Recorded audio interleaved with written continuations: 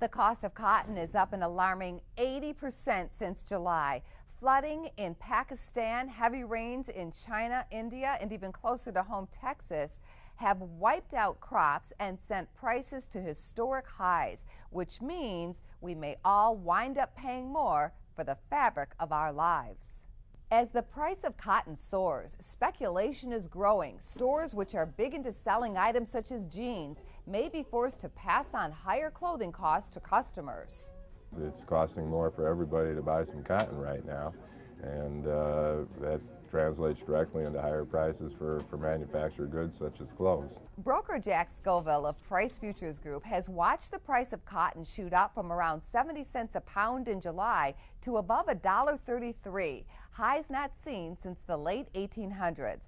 At Tribeca Boutique in Chicago, owner Kim Hiley is staying above the fray of the high price of cotton by offering her customers a mix of materials.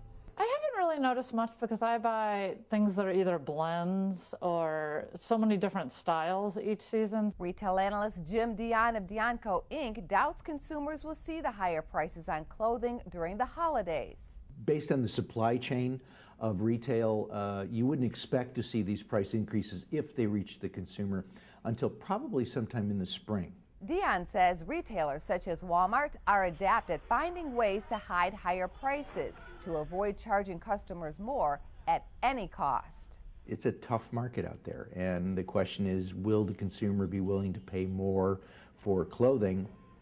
Probably not. Dion also questions how long the cotton climb will continue.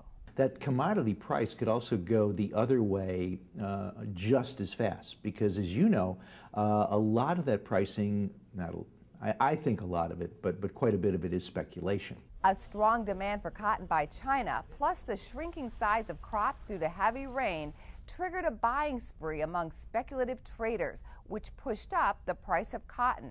Now those speculators are selling cotton futures, but Scoville doesn't believe enough to start a trend that will bring cotton prices from sky high back to earth.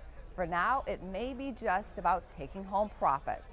They're taking money home, and hopefully some of the producers are taking some of this money home too. Hopefully they've been able to sell some of their cotton at some of these higher levels, and I know even looking ahead to next year, some producers are really planning on expanding acreage. Some retailers wise enough to lock in on cotton prices before the recent moves will be able to avoid charging higher prices to consumers. But if the price of cotton remains at current levels, eventually retailers will be forced to pass on the cotton costs to consumers.